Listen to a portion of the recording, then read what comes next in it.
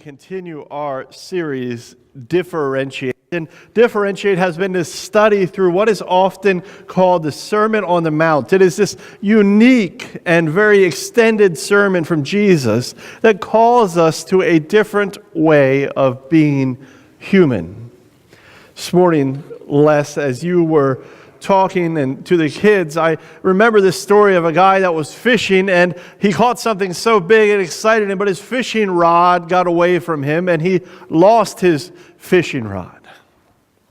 Sometimes when things like that happen, something we value so much is taken away from us, something that is really just stuff gets taken away from us, we become sad and we lament. And all of a sudden we are faced with this reality of, do we own our stuff or does our stuff own us? And this week I was beginning to think about that question as I looked around my house, and it's hard to believe that I've only been in East Pete for a little over 2 years in our house that we are living in, but I've already amassed more stuff than I had when I moved here, right? Before I lived in rental properties, and so I never wanted to amass much stuff because I knew I'd move, and it is amazing in a 2-year time, I'm sure, how much stuff even you have gained in your life, or you have collected. All of us have some stuff that we love to collect, whether it be fishing rods or baseball cards or whatever it is in your life that you collect. We all have something.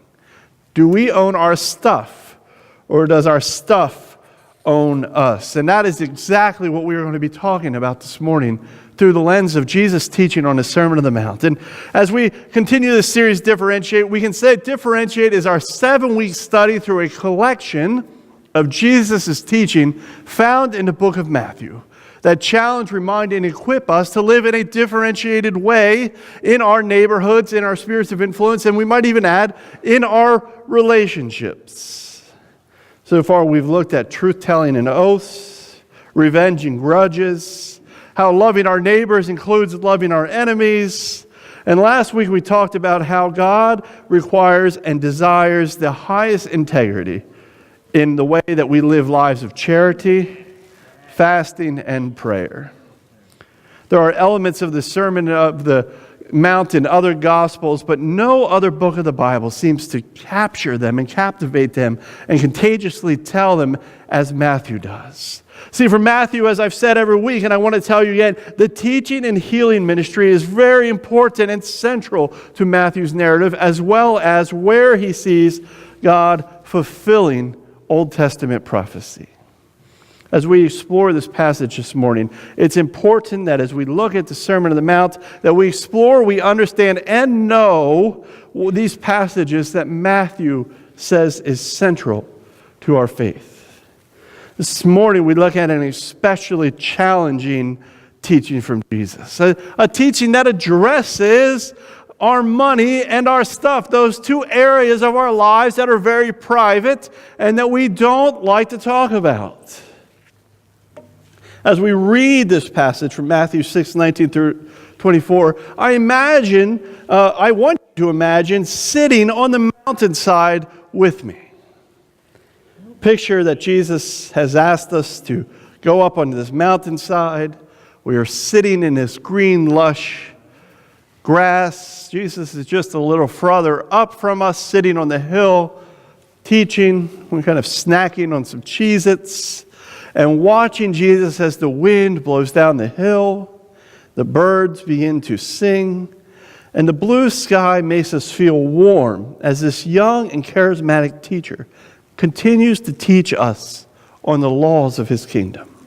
As he just sits up the hill from us, it's almost as if we can touch him, and we are shocked and we are captivated by each sentence that he says.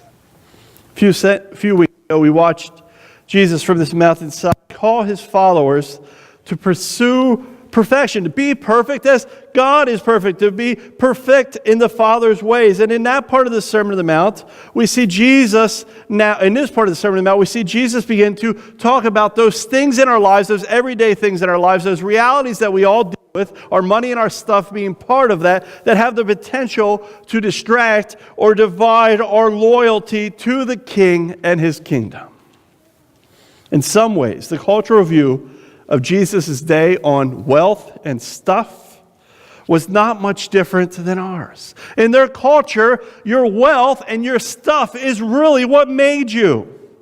There was great disparity between those that have what we call in our culture the 1% and those that don't have. And those haves and have-nots were getting even farther apart.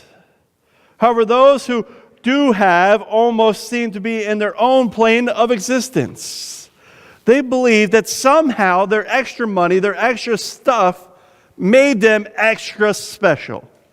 That's the culture in which Jesus is teaching. Those that had extra money and extra stuff thought that they were extra special. And they were extra special because they believed that their extra stuff, their extra money, was actually an extra blessing from God. So they saw their blessing as God's blessing on their lives.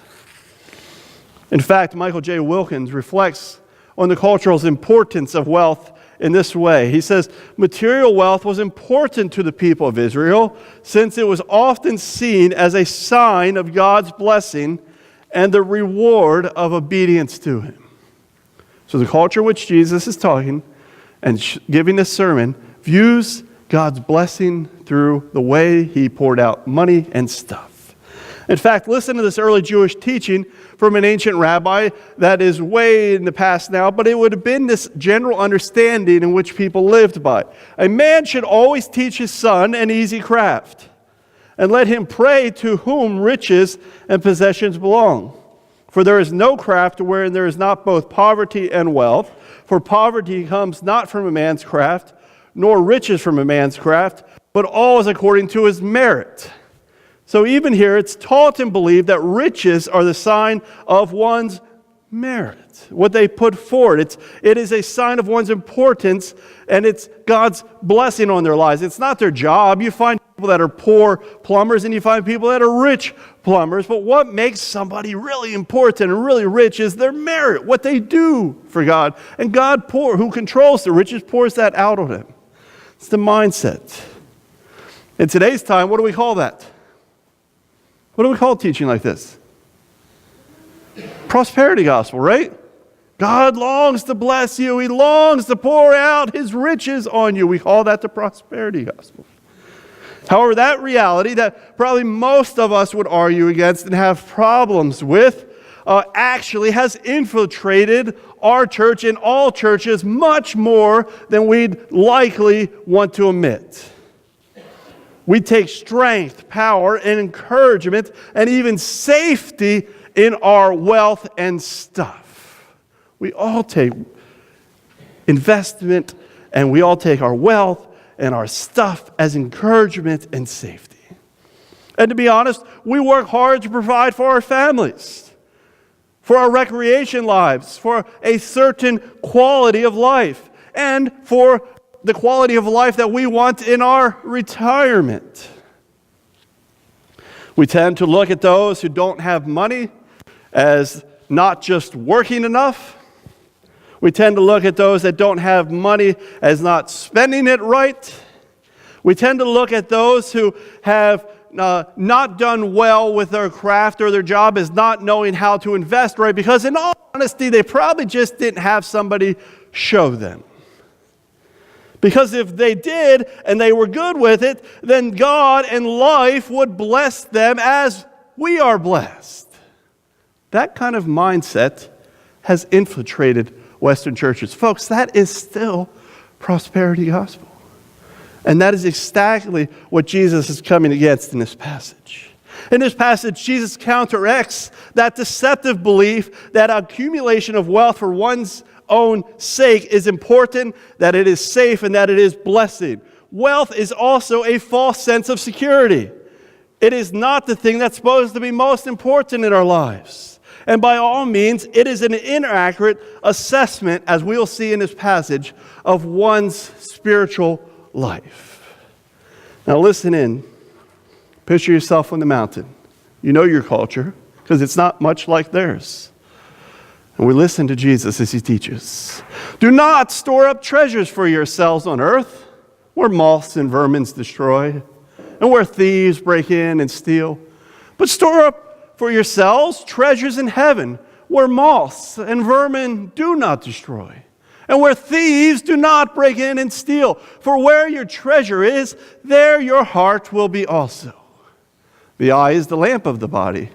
If your eyes are healthy, your whole body will be full of light.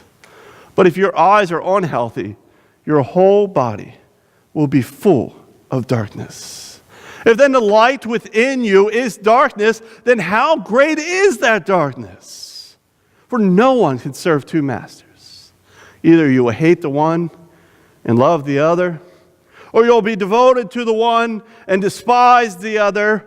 You cannot serve both God and money. This morning, I want us to practice paying attention to this text. What Jesus begins to address is really the heart. He is talking about the core of a person's existence and being. His teaching is about addressing our real inner person. Our heart is the source of our spiritual lives, our emotional lives, and our psychological lives. Right? Heart, body, and mind. This is what Jesus is talking about. Earlier in this Sermon on the Mount, Jesus already points out to them that their heart is a source of their deeds. Where our heart is dictates if our motives or our actions are good, they're praising God, they're worshiping God, or if they are self-centered and evil. What Jesus begins to explain in this passage is that the things that we place the highest value on, those things that we value more than anything, have the ability to direct, gauge, and dictate where our heart goes. Jesus wants his followers to understand that where we place our values, there our heart will go, and where our heart will go, so there goes our actions. I'm going to say that again. Where we place our values, now picture what you value. Where you place your values, there your heart will go. And where your heart will go, so will your actions. Followers of Jesus who are pursuing his righteousness must solely value God himself. He is telling those of us on the mountainside, our money and our stuff has the temptation, the potential, and the power to be what we value most in life, much more than anything else. Not all of us wants to be famous. Some of us are okay not being famous. Not all of us want to be well-traveled. Some of us like never leaving Lancaster County. But the one thing in life that we all fall tempted to is money and stuff. We all have money and stuff. We must examine what we value. And Jesus is telling us that God does not share space. He does not share space in our hearts. The NLT Study Bible echoes this thought. The term for money, traditionally mammon, is an Aramaic term for profits or material possessions. And since God tolerates no rivals, I love that language, he tolerates no rivals, Jesus repeatedly warns of the danger of accumulating riches which can be an idol. We must trust God to meet our needs. Now think about this. Rewards are important to us. Every grocery store we have has a rewards card. We love the discount it gives us at Turkey Hill, right? But the greatest treasure is what the Father gives in heaven. Our ambition should be being rich in God, not rich in worldly things. Money is just one of the many areas that actually has the potential to also create anxiety in our life. And Jesus wants his disciples and his followers to know that their hope and comfort cannot be in their money and stuff. And ironically, the chapter that follows this, the passage that follows this, is on worry and anxiety. He wants them to realize that their hope and their comfort cannot be in their money and in their stuff, but only in his kingdom and the future that he has prepared for his people. Right? It's only that which is yet to come. I think Michael J. Wilkins sums it up best. If Jesus' disciples keep their hearts fully focused on the Father in heaven, then all of the other treasures of this world will pale in comparison. This will set a trajectory for healthy discipleship, including one's priorities, motives, righteous deeds, ambitions, security, personal self-worth, and relationship. N.T. Wright agrees. He said, this passage is about priorities, and the central priority is God himself. In this passage, there's 5 things that Jesus says to those who are listening that I want to break down. In this passage, he tells them to not store up treasures on earth where moths and vermin destroy. Now, this is an important concept to understand. Think with me. How can you tell when somebody has money? How can you tell? They have stuff, but what do they especially have? They have nice cars, and they have nice, right? You can tell when somebody is wealthy because they have nice cars and they have nice clothes. It was the same thing except the cars in Jesus' time. They, in the Eastern culture, were very much a people that were driven by showing their wealth in clothes. It's not much different than what we know. Growing up, I know I heard this, and I know you heard it too. Well, that's his Sunday car. You guys remember that? What did you drive on Sunday? Your best car. It's still the same pride that Jesus is talking about here. And hey, I noticed that you're in your Sunday best. What? Sunday car and Sunday best. That mindset, keep that in mind, because that's what Jesus is talking about here. An individual's wealth in the East was shown and known by the way that he dressed. Wealth was known and shown by fine, elaborate clothes. It's really a sense of pride. Have you ever seen the Mummers Parade in Philly on New Year's Day? Has anyone ever seen it? There's these fun, fancy brigade, and they wear fancy clothes that are all kind of shiny. And when I think about rich people in the East, I tend to think of it like that. They flaunted it with pride. Growing up saints, we heard these things, right? Sunday car, Sunday's best. But really, these are damning and wrong concepts and exactly what Jesus is addressing.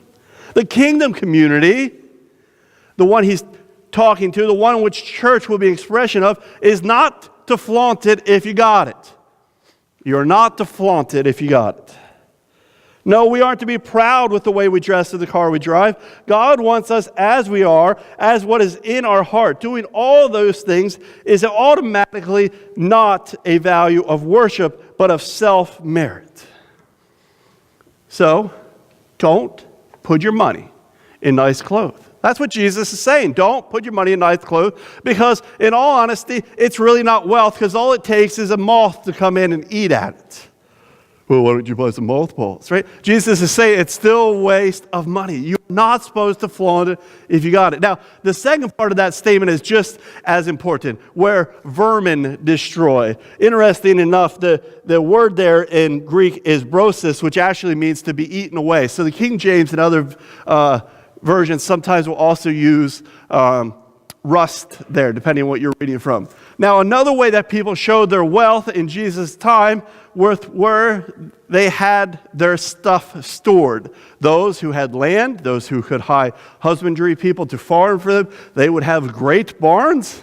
And we all know that those with the biggest barns have the most money, right? That is the culture. And so it was this proud thing that, man, I have more corn and grain stored than anyone, and I am wealthy. But Jesus says, what kind of indicator of wealth is that? What kind of indicator of God's blessing is that? Because all it takes is a rat problem. And all of a sudden, it seems that that guy is not blessed by God anymore. A man's wealth could be taken by him by just this little rat infestation.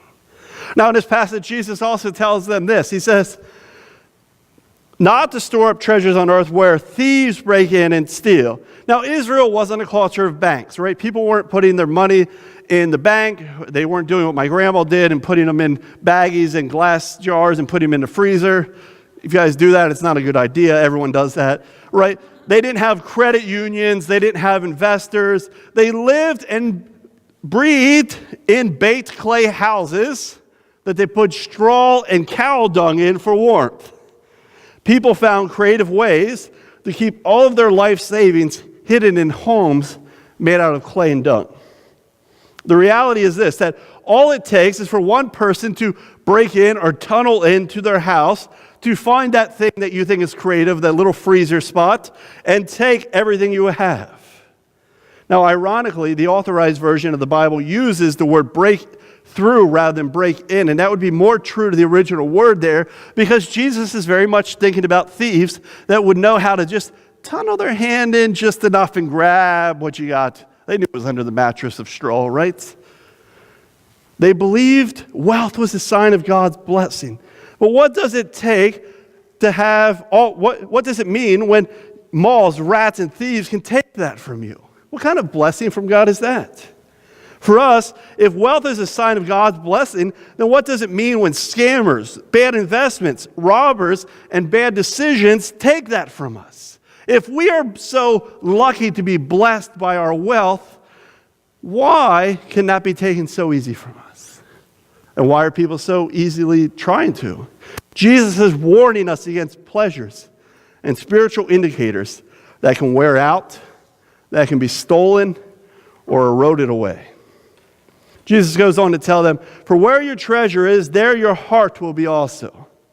Wherever we place treasure for us, it will steal our focus, and that will steal our heart, and that will steal our actions.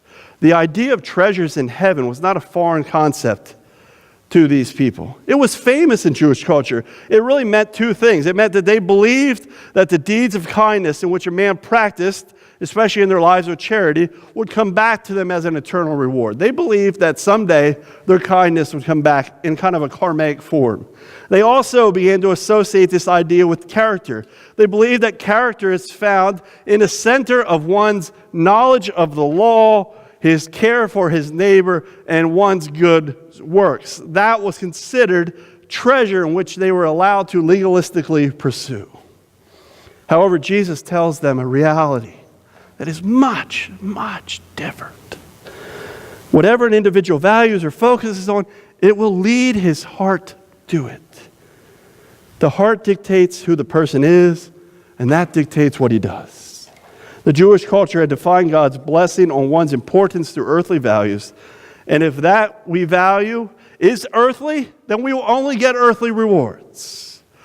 Jesus goes on to remind them that the eye is the lamp of the body. And this was too an easily understood Jewish concept. We have similar sayings. We say the eyes are the window to one's heart, to one's souls. When someone asks us how they look and we don't think they look that nice, we tell them what?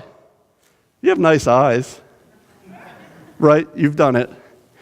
Jewish culture knew that where you looked is where you walked. Where you looked is where you walked. Where you looked is where you walk. And if you were looking to earthly things, it will walk you in that direction.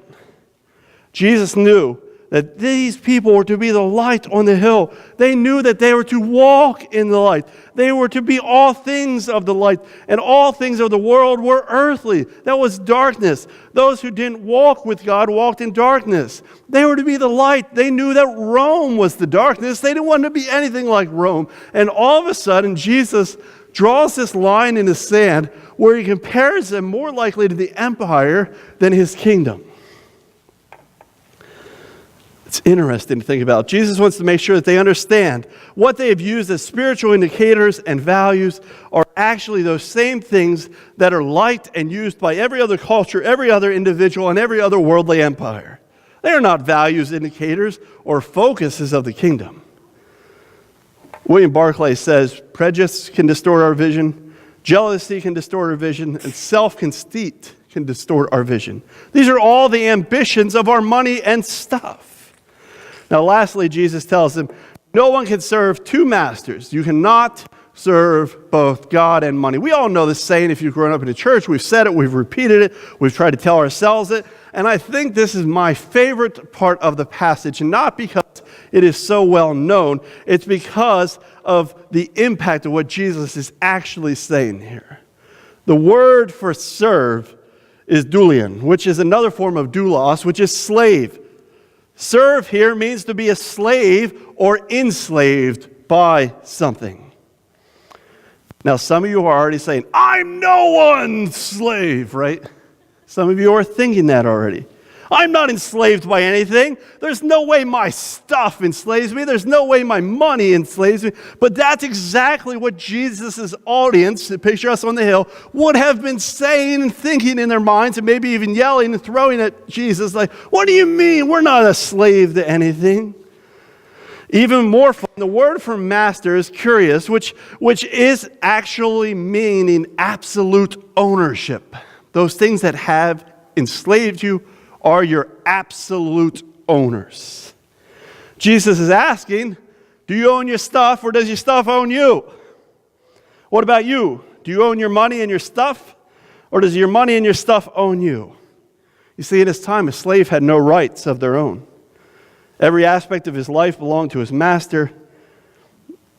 Our money and our stuff can be the worst of slave masters.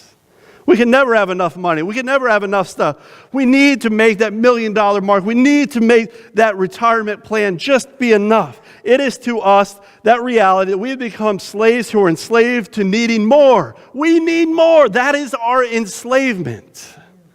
Jesus wants us to choose God as our master, not the slaves of earthly masters. And a few verses later, Jesus declares what the right way of living is. And he reads that in Matthew 6:33, but seek first his kingdom and his righteousness, and all of these other things will be added to you as well. How do we do that? How do we take something away from this passage that teaches us that? Well, we must be careful that we do not see our achievement and acquiring of money and stuff as a sign of God's blessing. It's not. Moth can take it, rat can take it, a thief can take it. It's not God's blessing. Likewise, we cannot use our money and our possessions as a sign of health as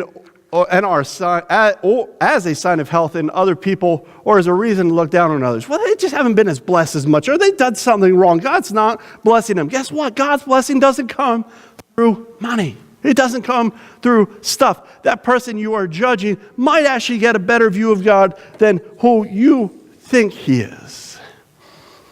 There should be in us a desire to not accumulate money or stuff which are earthly and have no eternal benefits.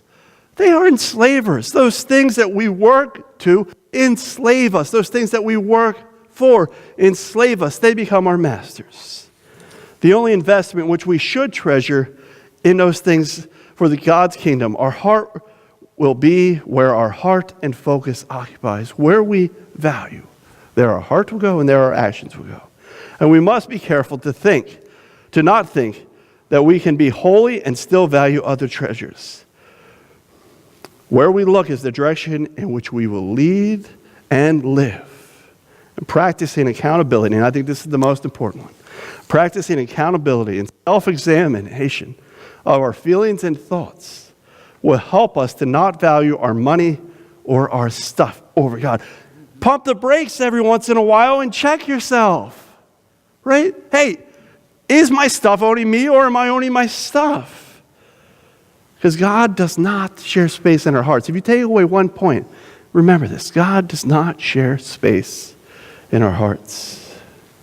The sign of a true blessing of God isn't found in your bank account, in the closets of your home, in your basement, in your vehicles, in your health, in your retirement plan, or your Sunday's best. It is found in your loving service and your good work to others, your charity to the poor, and in the ways that you invest your life for the kingdom alone. And this is what will bring the greatest reward. But what drives your ambition in life? Do you own your stuff or does your stuff own you? Can you be content with what you have? Is God enough for you? As the worship team comes forward to close us out, I invite you to ask God that. Can you remind me that you are enough for me? And as they come forward, I'm going to read this passage once again from the Message. And I'm going to read it prophetically over us as a challenge. Do not hoard treasure down here where it gets eaten by moths, corroded by rust, or worse, stolen by burglars. Stockpile treasure in heaven where it's safe from moth and rust and burglars. It's obvious, isn't it? The place where you put your treasure is the place that you want to be, and it's where you will end up being. Where do you want to be this morning?